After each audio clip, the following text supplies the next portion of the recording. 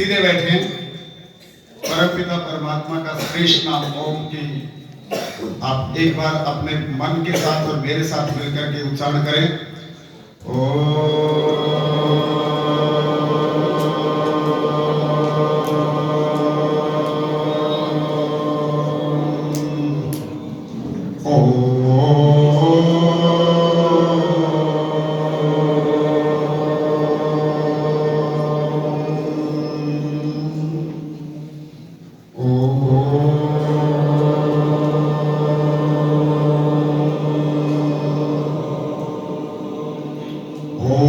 शांति शांति शांति। ओम मधु मन में निकर्मणम, मधु मन में परायणम, वाचा वदामि भूयश्च ओम शांति शांति शांति। ओम अनंत कोटि ब्रह्मांड के रचयिता प्यारे प्रभुदेव को नमन करते हैं। यहाँ विराजमान और मुझसे पहले वक्ता बहुत ही ओजस्वी आचार्य डॉक्टर छवि जी महाराज, यहाँ आचार्य मेरे बहुत ही साथी ऋषिपाल जी, यहाँ विराजमान बहुत सब एक एक व्यक्ति जो है वो विशेष यहाँ बैठे हुए हैं, लेकिन क्योंकि किसी संस्थाओं को चलाने वाले हैं मैं दो तीनों का नाम ले रहा हूं। आर्य केंद्रीय सभा के प्रधान श्रीमान श्री देशबंधु आर्य जी, आर्य केंद्रीय सभा नगर निगम के प्रधान महामंत्री श्रीमान श्री जितेंद्र सरल जी, यहाँ आर्य समाज नंबर 4 के प्रधान और बहुत ही विद्वान माननीय करमचंद शास्त्री जी, और यहाँ के महामंत्री जिसमें मैं जब से आया हूं देख रहा हूं कभी इधर भाग रहे कभी उधर भाग रहे, दोनों के दोनों, और कोशिश कर रहे हैं ये कार्यक्रम समय पे संपन्न हो, लेकिन जो स्टेज चलाते हैं ना, मंच चलाते हैं, ओहो उसको मंच चलाने वाले आदमी का उसका हाल पूछ के देखो क्या होता है। तो भाई ऐसे हमारे यशस्वी यहाँ के महामंत्री श्रीमान श्री योगेंद्र फौर जी, यहाँ समस्त आर्य समाज नंबर 4 के कार्यकर्ता अधिकारीगण, यहाँ बाहर से आए हुए समस्त आर्यजन, मौका परिवार जो इस कार्यक्रम को दिन रात बढ़ाने का काम कर रहे हैं, हमारा आर्य समाज ओम योग संस्थान के पूरी टीम, बच्चे सब लोग यहाँ। मैंने तो कहा मेरे साथ चल रहे हो तो स्कूल के मैनेजर डॉक्टर राशि जी, स्कूल की प्रिंसिपल डॉक्टर अंजू जी वहां बैठी हुई है, यहाँ जो विराजमान स्वामी ऋषि जी, नरेंद्र जी, भाई रामवीर प्रभाकर जी, सतवीर आर्य जी, ये सारे बच्चे, मतलब आज तुम मेरे साथ चलो सारे। और यहाँ ये बड़े बड़े चंद्र भानु जी जैसे बहुत विद्वान, अजीत आर्य जी जैसे जो जिन्होंने जीवन पूरा लगाया, या मेरे पास ये बैठे हुए हैं आर्य विद्यालय के मंडलपति, या बैठे हैं श्रीमान जी हमारे जो बहुत ही आर्य विद्यालय के महामंत्री और संजय खट्टर जी, और इधर माता जी बैठी हैं यहाँ, और माननीय बैठे। आप सभी को मैं हाथ जोड़ के नमन करता हूँ। आज ऋषि दयानंद का ध्यान देना, क्योंकि जिस कार्य के लिए मैंने कहा था इनको, जब मेरे पास आए थे योगेंद्र फौर जी, करमचंद शास्त्री जी और सरल जी, मगर किस विषय पे मुझे बोलना है, तो उन्होंने कहा ऋषि पे बात करनी है। तो जिस ऋषि ने हमें सब कुछ दिया, आज बहुत उत्साह के साथ में बात करेंगे, लेकिन पहले मैं एक बात कर रहा हूं। हमारे बंसल जी, मैंने आचार्य जी को कहा जी इनका जवाब दो एक बार, ये जब तक नहीं दोगे फिर और कुछ सुनेंगे नहीं। बहुत विद्वान है, आर्य समाज के धुरंधर हैं, 15 सेक्टर से हैं। अभी इन्होंने एक बात कही थी ऋषि दयानंद को, जो वहां की वैश्य जान ने जो इस प्रकार का काम किया, और वो उस समय चले गए 15-20 साल और जी सकते थे तो और ज्यादा काम होता। यही कृष्ण था आपका, पूरी तरह से यही कृष्ण था आपका। देखिए जहर अपना काम करता है, जहर अपना काम करता है, मैंने ऋषि दयानंद के जीवन को हर साल पढ़ता हूं, हर साल, और एक एक घटना उनके जीवन की मैं सुनाऊं तो 20 दिन लग जाएंगे। लेकिन ऋषि दयानंद को कभी पान में जहर, कभी मिठाई में जहर, कभी वैसे जहर। हमारे बैठे पुलिस डिपार्टमेंट से ओम प्रकाश जी, क्योंकि मेरा यहाँ फरीदाबाद में सीपी साहब से लेकर के बड़े बड़े सारे सीपी तक वहां आते हैं, तो मुझे बहुत खुशी है। आप आर्य समाज की धरा से देशवाल दिए ना, आर्य समाज की धरा से ताली जा रहे हैं, बहुत अच्छा अधिकारी है। तो ऋषि दयानंद के जीवन में जब इतनी बार जहर दिया, इतनी बार जहर दिया, एक व्यक्ति, ऋषि दयानंद को पता था, एक व्यक्ति, कुछ लोग बैठे हुए थे और वो मिठाई लेकर के आया। क्या लेकर के आया बोलो? मिठाई लेकर के, लेकिन वो दूसरा व्यक्ति था। ये जहर देने वाला जिस वैश्या जान के कहने से दिया, वो जहर पिलाने वाला जो था वो शिष्य था, वो जगन्नाथ था, जो रोजाना दूध देता था, रोजाना भोजन देता था। और जब अपना आदमी कोई भोजन देता है तो उसके ऊपर ध्यान नहीं जाता था, तो मेरा व्यक्ति अपना है, ये क्या मिला तो मैटर लगे। लेकिन एक दवाई का, और एक साथ में ध्यान सुनिएगा, मेरे ध्यान से बात सुनिएगा। एक ब्राह्मण परिवार का एक व्यक्ति मिठाई का डब्बा लेकर के आ रहा था, तो कुछ लोग बैठे हुए थे, बोले गुरुदेव अब हम चले, बोले ना कुछ देर रुको। माननीय आचार्य जी बोले नहीं कुछ देर तक रुको, तो एक नजारा दिखाता हूं आज। वो रोक ली, अब वो मिठाई लेकर के आ गया। अब जो मिठाई लेकर के आया, तो गुरुदेव आपके लिए मिठाई लेके आया हूं। स्वामी दयानंद का बहुत बढ़िया, धन्यवाद आपका। और हम तो जब कोई प्रसाद लेके आते तो पहले दूसरे को खिलाते, प्रसाद दूसरे को खिलाते। अब जो वो प्रसाद लेकर के डब्बा खोला, गुरुदेव खाइए, तो स्वामी दयानंद ने कहा एक मिठाई सबसे पहले आप लो, आप खाओ। अब उसके कदम पीछे की ओर हो गए, उसके कदम क्या हो गए? पीछे की ओर। नहीं आप खाइए ना। बोले नहीं नहीं मुझे नहीं खाना, आपको गुरुदेव आपके लिए लेकर आया हूं, आपको खिला रहा हूं। बोले मुझे नहीं खाना। बोले नहीं नहीं आप खाइए ना। गुरुदेव ने उनकी तरफ जो बैठे थे उनकी तरफ इशारा करके देखो, बोले आप खाइए ना। और पीछे हुआ, और पीछे हुआ, क्योंकि वो जहर मिला करके लेकर के आया था।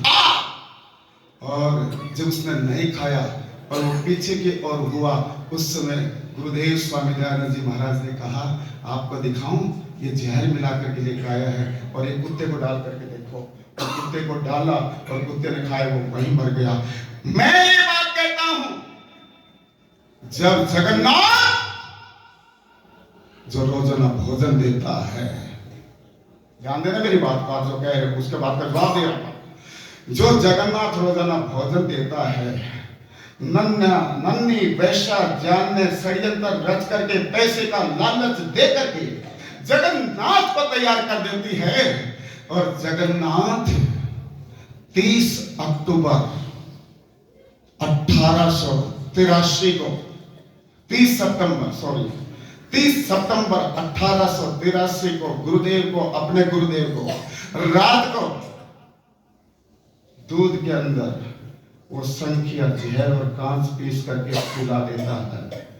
और पिलाने के बाद में वो दूर अपने उसमें चला जाता है। और ऋषि दयानंद के अंदर बेचैनी होती है, और जब बेचैनी होती है तो और ज्यादा बेचैनी होती है, जी मिचलाता है, मिचली उठती है, उल्टी आने को होती है, दस्त आने को होती है। 6 फुट 8 इंच का ऐसा महामानव जो रात भर सैकड़ों बार दस्त और उल्टी हुई, और सुबह जगन्नाथ को बुलाते हैं, जगन्नाथ तुमने ये कुकृत्य क्यों किया? जगन्नाथ कहता मैंने नहीं किया। जगन्नाथ, अभी चंद्रभानु बोल रहे थे ना झूठ की वाली बात, चंद्रभानु जी बोल रहे थे झूठ की बात। और जगन्नाथ तुमने तो किया ही कार्य है, तुम्हें पैसा चाहिए ना, तुम्हें धन चाहिए ना, 500 रुपए की पोटली लो और तुम यहां से भाग जाओ, नहीं तो यहाँ के राजाओं को पता चलेगा कि ये दयानंद का हत्यारा है, तो तुम्हारी हत्या कर दी जाएगी। लेकिन जगन्नाथ, जिस कार्य को करने के लिए ईश्वर ने मुझे भेजा था, वह कार्य मेरा अधूरा रह जाएगा। और सुनो, ऋषि दयानंद को आत्मा तो अमर है, शरीर जो है वो मरता है। लेकिन जब ऋषि दयानंद को पता चल गया अब ये शरीर बचने वाला बोलो नहीं है। सुनो ध्यान से, एक एक लाइन सुनना। दंभ का नाश, दयानंद सरस्वती, दंभ का नाश करने के लिए वह जग में आया था। एक एक लाइन को सुनना। दंभ का नाश करने के लिए वह जग में आया था, या यातना सहते हुए ऋषि वेद का संदेश लाया था। किसी ने 17 बार जहर खाया क्या? ऋषि दयानंद ने खाया था। नन्हे भाव सब भागे, बना ऋषियों का राजा था। अलकनंदा नदी को जब विचरण कर रहे थे उस समय बर्फ की टुकड़ियों से पैर कट गए, भूख लग रही थी, प्यास लग रही थी और विचार आ रहा था शरीर का अंत कर दे दयानंद। लेकिन अगले क्षण उसकी चेतना ने, अंदर की चेतना ने कहा नहीं, अज्ञान अभाव और अन्याय को मिटाने के लिए आया है। नन्हे भाव सब भागे, बना ऋषियों का राजा था। दया ही के खजाने को लुटाने भी राजा था। जगन्नाथ, तू हत्या कर रहा है और दयानंद तुम्हें जीवन दे रहा है। वो दयानंद था। यहाँ आर्य समाज में एक से कोई बात हो जाए तो तलवार खाए देते आते नहीं है। प्रधान हट गया तो आड़ापत, मंत्री हट गया तो मंत्री आड़ापत। ये नहीं, आप तो अच्छे हो, आपकी बात नहीं कर रहा, आप तो बहुत अच्छे हो। बात, अरे चिंतन करो। कभी मेरा 1 घंटा 2 घंटा 5 घंटा साधना से संबंधित बात कराना। मैंने इनको कहा था कि लेकिन ये हमारे अपने हैं, मैं मना नहीं कर सकता। अपने हमारे मना नहीं कर सकते। कभी चिंतन और विचार के साथ में सुनना मेरी बातों को। अरे ऋषि ने साधना की थी, क्या कहते बोलो? साधना। वो बात तो मैं जब कहूं जब समय हो। अगली बात सुनो। नन्हे भाव सब भागे, बना ऋषियों का राजा था। दया ही के खजाने को लुटाने राजा था। समता का पाठ सच्चा, सरस्वती समता का पाठ सच्चा, उसने पढ़ाया हमको। रहबर बना जहां का रास्ता दिखाया हमको। स्वतंत्रता का वायु 85% जो 85% आर्य समाजियों ने भारत को आजादी दिलाने का जो काम किया था वो ऋषि दयानंद की प्रेरणा लेकर काम किया। सही वो गरम दल के नेता थे, सही वो नरम दल के नेता थे। दोनों के प्रेरणा स्रोत थे तो कौन थे बोलो? महर्षि स्वामी दयानंद जी महाराज थे। समता का पाठ सच्चा, उसने पढ़ाया हमको। रहबर बना जहां का रास्ता दिखाया हमको। स्वतंत्रता का वायु, स्वतंत्रता का वायु। आज जो छोटे छोटे होकर लोग बोल रहे कर रहे हैं, अरे उसके मूल में ऋषि दयानंद था। स्वतंत्रता का वायु यहां जो बह रहा है, तीर्थ बने थे स्वामी, ये नक्शा कह रहा है, ये नक्शा कह रहा है, ये नक्शा कह रहा है।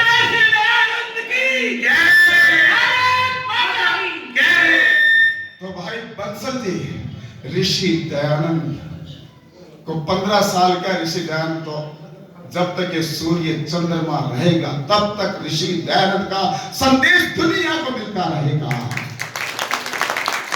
लेकिन ये शरीर है, ये अमर नहीं है, आत्मा अमर है। तो ऋषि दयानंद का जो कार्य था, जो ऋषि दयानंद ने जो कर रहे थे, लेकिन उस कार्य से जो शरीर के द्वारा कार्य करने चाह रहे थे, लेकिन ऐसा ऐसा ऐसा जघन्य अपराध जो जगन्नाथ ने किया था, बहुत ऐसा कार्य किया था, इसलिए शरीर चला गया लेकिन ऋषि नहीं गए हैं। वो अमर रहे और जब तक सूर्य चंद्रमा रहेगा तब तक ऋषि दयानंद अमर रहेंगे। इसलिए आओ मेरे साथ बोलो, मिलकर के बोलो जरा। अरे कैसा था वो? आज मैंने अपने बच्चों से, अपने सबसे करवाना था कुछ कार्यक्रम। एक बोलोगे बीच में, पहले बोल दो जल्दी से। डॉक्टर राशि जी बोल दीजिए, कोई व्याख्या नहीं करनी, सीधा सीधा बोलो, ताली बजाओ और मिल करके बोलो।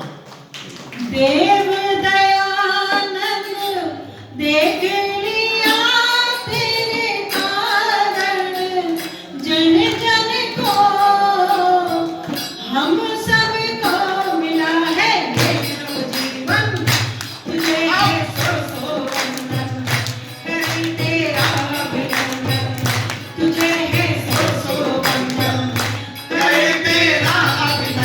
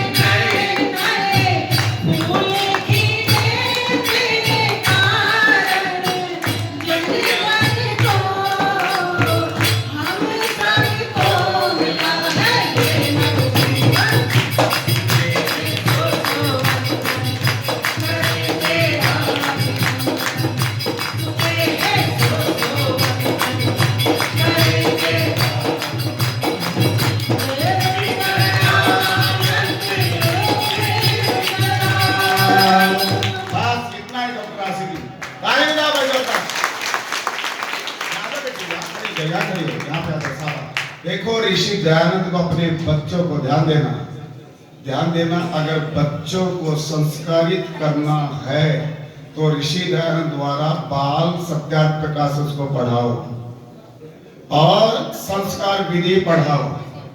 मैं आपको ये बात इसलिए कह रहा हूं, आर्य समाज और संस्थान में हमने अभी 12 तारीख को, और बच्चों ने बोला, ऋषि दयानंद के लिए बच्चों ने बोला है, तो उस विशेष के लिए मैं आपको कह रहा हूं 2 लाइन में बच्चों को सुनो। अरे ऋषि दयानंद ने कहा था कि आर्य समाज बनाओ ना, आर्य समाज में अपने बच्चों को लाओ ना। अभी कुछ ऐसे जिनके बच्चे आते नहीं, क्यों नहीं आते बोलो, दो मेरे को जवाब, क्यों नहीं आते? क्योंकि वही बात है, चंद्रभानु जी वाली बात है, अधिकांश झूठ बोलते हैं। बच्चे देखते बोले इनका जीवन ऐसा है तो आएंगे, तो मेरी बात का कोई बुरा मत मानना, मेरी बात का कोई बुरा मत मानना, आप अच्छे बेटा आप आते हो, अच्छी बात है। तो ये बच्चे हैं तो सुनेंगे एक बार ध्यान से, ये जो बच्चे हैं, ऋषि दयानंद ने आर्य समाज बनाया और आर्य समाज श्रेष्ठ पुरुषों का, आर्य समाज के नियम, अगर जिस दिन अपने बच्चों को आपने रोजाना जैसे संध्या करते तो संध्या के बाद में 10 नियम जरूर पढ़ाओ। हम पढ़ाते हैं अपने यहाँ, डेली प्रतिदिन पढ़ाते हैं हम अपने यहाँ, कोई भी। तो ये छोटी सी लाइन बच्चों के दोस्त के सुनेंगे, बोले बेटा रिद्धि जी। ओम भूर्भुवः स्वः तत्सवितुर्वरेण्यं भर्गो देवस्य धीमहि धियो यो नः प्रचोदयात्। मंच पर उपस्थित सभी गुरुजन एवं सभी सज्जन एवं माताओं बहनों, हम आप सभी के सामने महर्षि दयानंद के आज बौद्ध ज्ञान के होने के उपलक्ष्य में भजन प्रस्तुत करें। बहुत अच्छा। और ये एक ही क्या बोलेंगे, माता बहना, मानो कहना, देश जगाना है, आर्य बनाना है।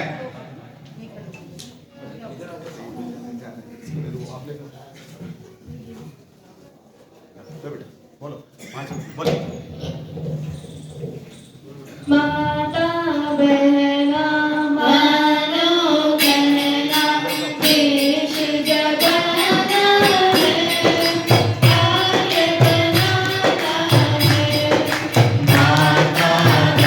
बहना मानो कहना,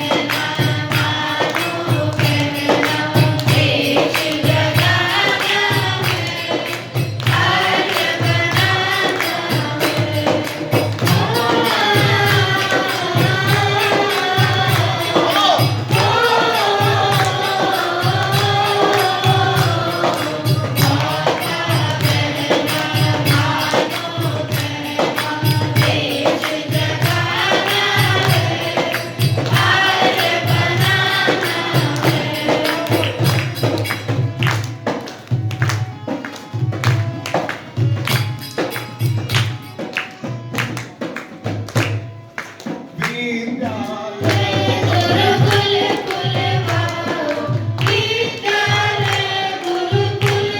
बनाना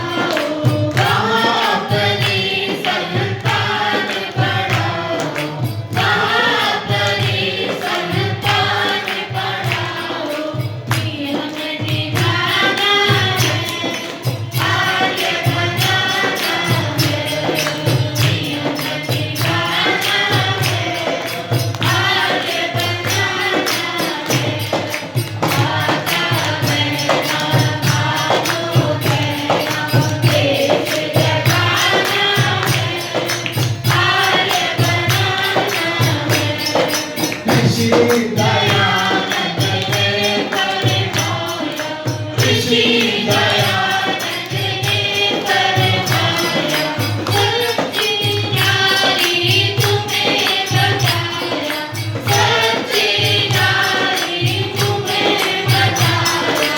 कहे जमाना है आर्य बनाना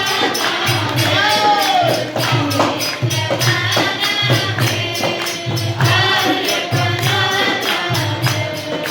माता बहना मानो कहना देश जगाना है, आर्य बनाना है। यथे माम वाचम कल्याणी, यथे माम वाचम कल्याणी। वेदो रूपी अमृत वाणी, वेदो रूपी अमृत वाणी। सबने गाना है, आर्य बनाना है। माता बहना मानो कहना देश जगाना है, आर्य बनाना है। आओ बहनों सारी आओ, आओ बहनों सारी आओ, मिलकर ऋषिवर के गुण गाओ, मिलकर ऋषिवर के गुण गाओ। बदला जमाना है आर्य बनाना है, आर्य बनाना है, आर्य बनाना है। माता बहना मानो कहना देश जगाना है, आर्य बनाना है।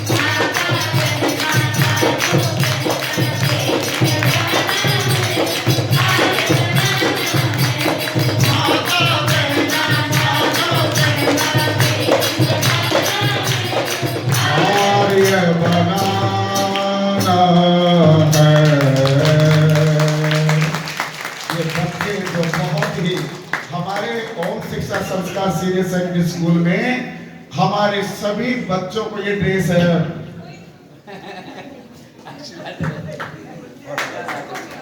ये बेटा ये क्या आपको देखते देना है बच्चों माता की को। जय, माता की तो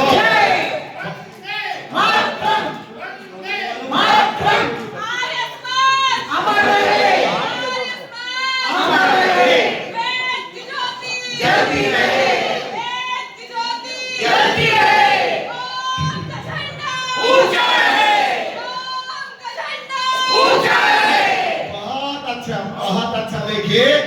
और अब मैं जोश में भरूंगा। अब मेरी बात सुनो, मैं क्या कह रहा था।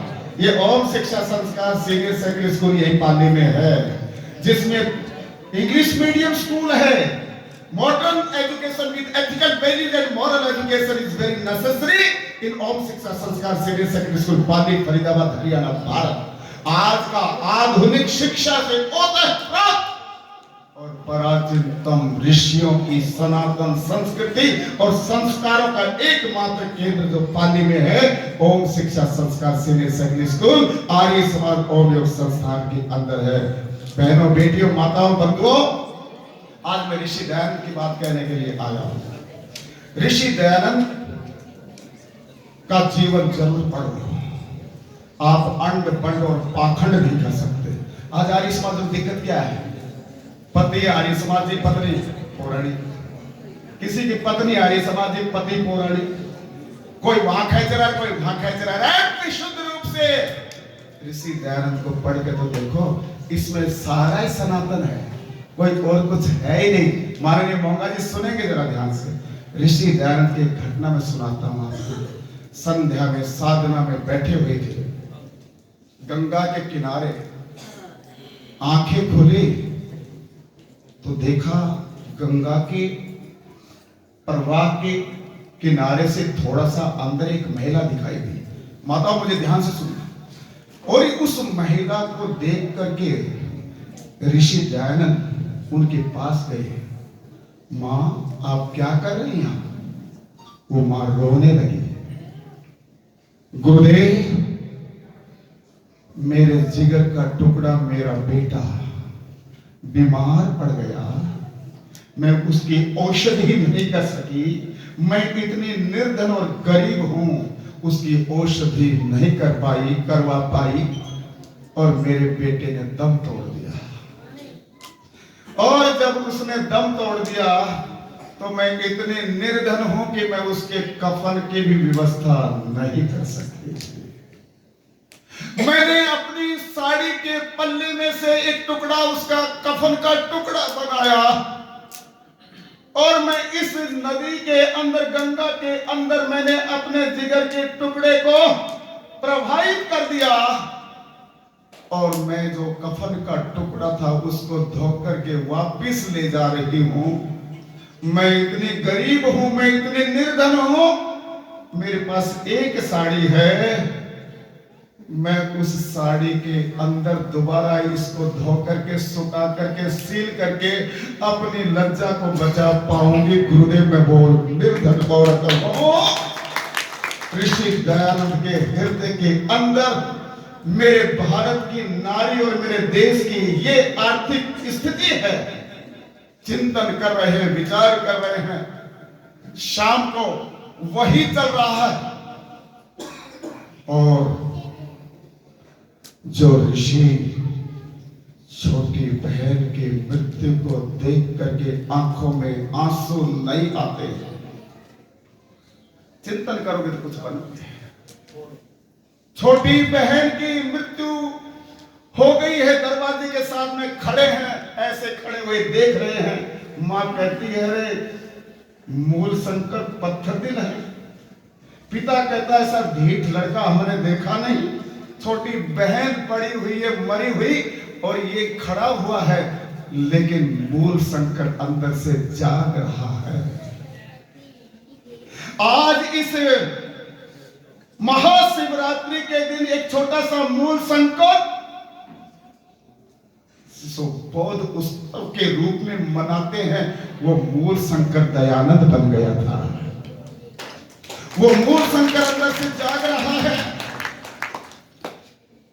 बहन की मृत्यु पे आंखों में आंसू नहीं थे। चाचा से जरूर बहुत प्रेम करते थे, थोड़ा सा विवल हो गए थे, लेकिन भारत की नारी को देख करके, और रात को भोजन नहीं करते, रसोईया भोजन ला करके रखता है, गुरुदेव भोजन कर दो। 9 बज गए, 10 बज गए, 11 बज गए, 12 बज गए, गुरुदेव भोजन कर दो, रख दो, कर दूंगा, रख दो, कर दूंगा। सेवक हाथ जोड़ता, गुरुदेव भोजन कर लो, तो ऋषि दयानंद क्या कहता जरा सुना। एक हुक सी दिल में उठती है, एक हुक सी दिल में उठती है, एक दर्द सा दिल में होता है, मैं बैठ के इकला रोता हूं जब सारा आलम। वो ऋषि दयानंद था। उस ऋषि दयानंद की वेदना, ऋषि दयानंद की पीड़ा जिस दिन समझ में आ जाएगी, उसी दिन इंसान बन जाएंगे। बहुत मैं करना चाहूं उस ऋषि के गुण व्याख्यान, मगर बतलाऊं कहां तक, मगर बतलाऊं कहां तक, जितने हम पर एहसान बहुत मैं करना चाहूं उस ऋषि, मगर बतलाऊं कहां तक, जितने हम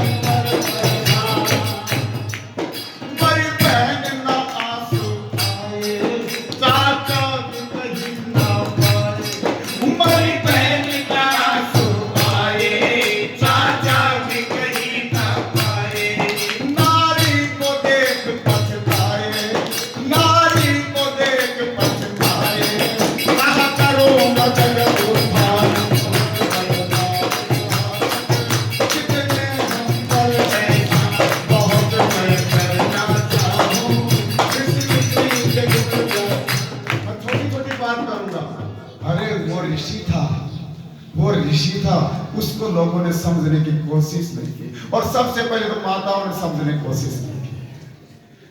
ओ माताओं, आपको पैर की जुत्ती कहा जाता था। ओ मेरी बेटियों, आपको मंत्र पढ़ने का अधिकार नहीं था। वो मेरी बहनों, आपको चौपाल पे चढ़ने का अधिकार नहीं था। किम नरकस्य द्वारम, लोग बोलते थे नारी नरकस्य द्वारम, नारी नरक का दरवाजा है। नारी की बुद्धि यहाँ होती है, जितना इसको पीटो उतना ठीक रहता है। नहीं, यत्र नार्यस्तु रमन्ते तत्र देवताः। ऋषि दयानंद ने इस बात को कहा था। ऋषि दयानंद तो कमाल कर दिया। छोटे छोटे बच्चों की, जिनको यही नहीं पता शादी क्या होती थी, ऋषि दयानंद ने तो उसको छुड़वाया। ऋषि दयानंद ने कितना काम किया सोच भी नहीं सकते। आपको पता है, ऋषि दयानंद ने 16 साल की, 14 साल की, 15 साल की लड़की विधवा हो जाती थी, उसको दोबारा विवाह करने का अधिकार का काम दिया। किसने दिया? ऋषि दयानंद ने दिया। सती, अरे आज तक कोई आदमी सता हुआ है क्या? बोलो भैया चलती। इनको बेचारों की क्या ले रखा है इन्होंने? बोले इसके साथ सती कर दो, इसके साथ सती कर दो, इसके साथ सती कर दो। और अंतिम बार स्वामी अग्निवेश जी ने देवरात धरती हिला दी ऋषि दयानंद की प्रेरणा से। और उसके बाद में कानून बनाया कि कोई भी महिला को सती नहीं किया जाए। आर्य समाज ने क्या किसने किया? बोलो बोलो, आर्य समाज ने क्या किया? ये तो आचार्य जी अभी कह रहे थे कि ये कैटेगरी, इस कैटेगरी को बनाने वाले लोग बैठे ये छुआछूत का जहर, ये है। अरे मनोभाव तुम इंसान बन जाओ। ऋषि दयानंद तो ये कहा था कि तुम इंसान बन जाओ, छुआछूत के जहर को खत्म कर दो। क्या बोल रहा हूं जरा सुनो। कौन था वो हमें जगा बढ़िया,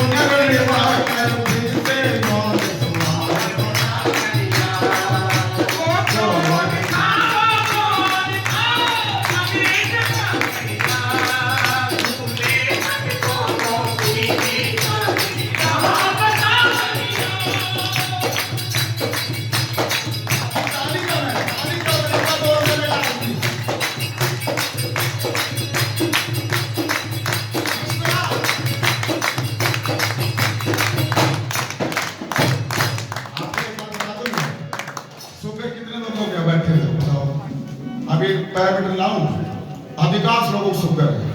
ताली बजाओ, यहाँ से पॉइंट दबेगा, ये शुगर का पॉइंट है। ये और दिमाग में तो गड़बड़, अधिकांश को यहाँ से दब जाएगा। साइनसाइटिस का ये है, मास्टर पॉइंट ये है, यूरिनरी 40 साल के बाद में पुरुषों और महिलाओं को मूत्र संबंधी रोग, जो बताओ जो मत बताओ है, उसका ये पॉइंट है। आंख का ये है, कान का ये है, शुगर का ये है, देखो यहाँ से। और भाई ये किडनी का है, और ये लीवर का है, और ये हार्ट का है, और ये फेफड़ों का है, और ये कोरोना का है। किसका है? ये कोरोना का है, और ये पेट का है, और ये गैस का है। फिर ताली बजानी चाहिए कि नहीं? बोला बजानी चाहिए। कौन था वो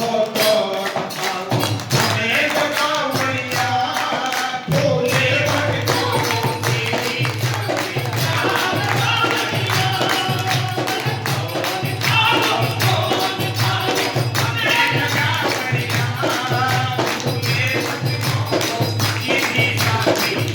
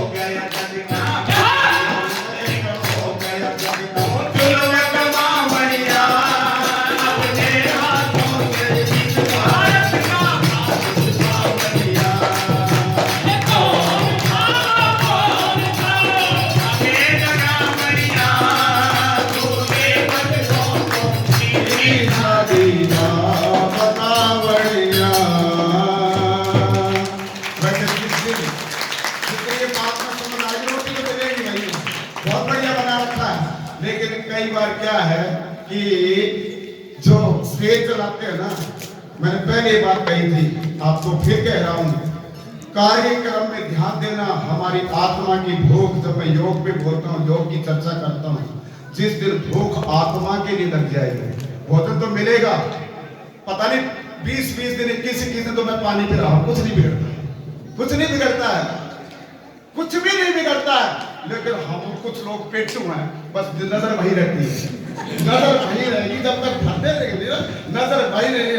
हर एक ऐसे ऋषि को देखो जिसने साधना ऐसे की 18 घंटे समाधि में रहते थे, और युक्ति और प्रमाण गजब के दे करके दुनिया के सबको धराशायी कर देते। एक तराजू के पलड़े में ऋषि ध्यान, दुनिया के सारे दूसरे लोग कहते थे ऋषि की कहानी, बस अंतिम बात करो, बस अंतिम।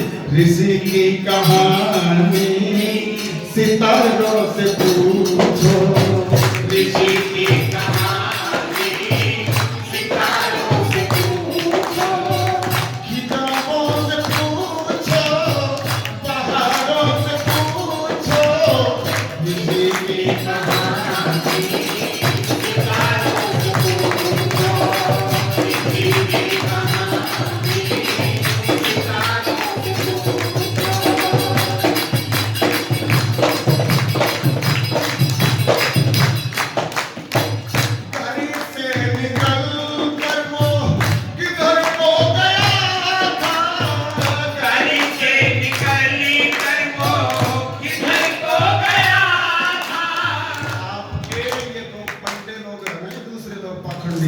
ये होश उड़ा देते, मूल नक्षत्र में पैदा होते बच्चे का, तो मूल नक्षत्र में बच्चे का पैदा होते माँ बाप के होश उड़ा देते हैं। अरे ऋषि दयानंद किस में पैदा हुए, बोलो? मूल नक्षत्र में पैदा हुए थे, और मूल नक्षत्र में पैदा होते ही घर के अंदर कितनी मिठाइयां बांटी गई थी, कितना। आज मूल नक्षत्र में पैदा होता है, 27 कुओं का पानी लाना है, 27 पेड़ होके पत्ते अलग अलग लेके आने हैं, 27 तरह के लड्डू रखने हैं। थाने पेटू आदमी हो, अरे ऋषि दयानंद मूल नक्षत्र में पैदा हुआ था, तुम्हें चिंता नहीं है, तुम्हें चिंता ही नहीं है।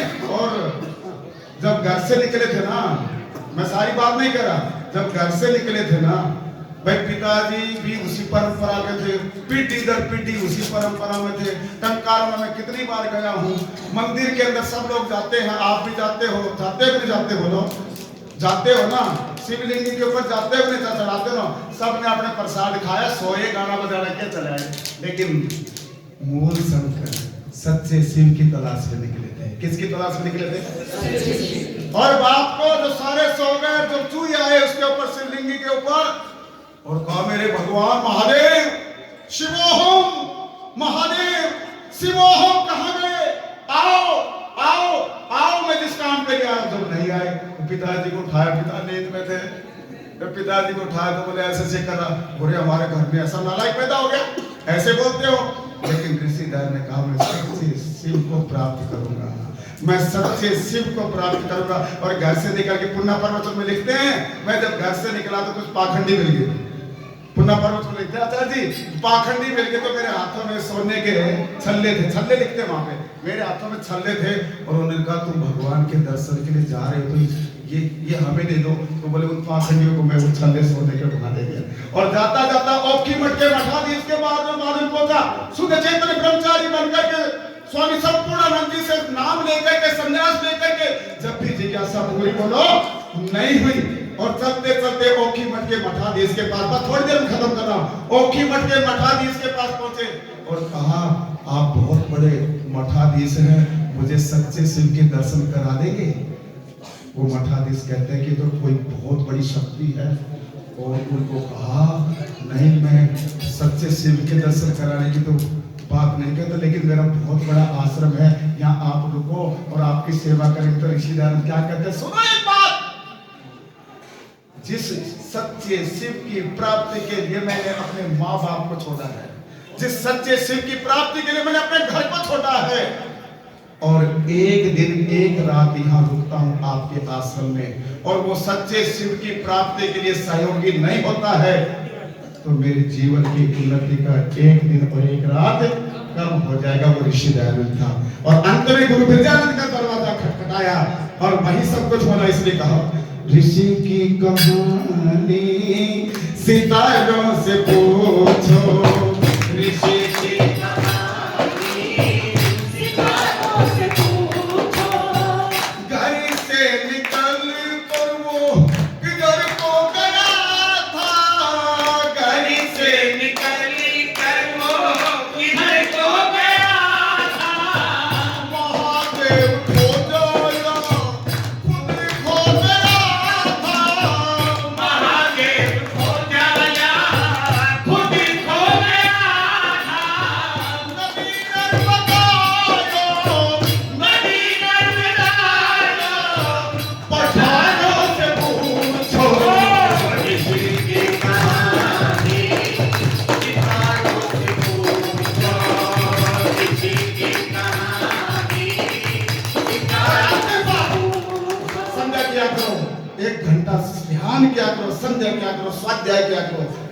दर्शनों का पढ़ो वो अलग है, लेकिन अपना स्वाध्याय किया करो। सुबह से मैंने कितने गलत कार्य की है, सुबह से मैंने कितनी झूठ बोली है, सुबह से मैंने कितनों को छला है।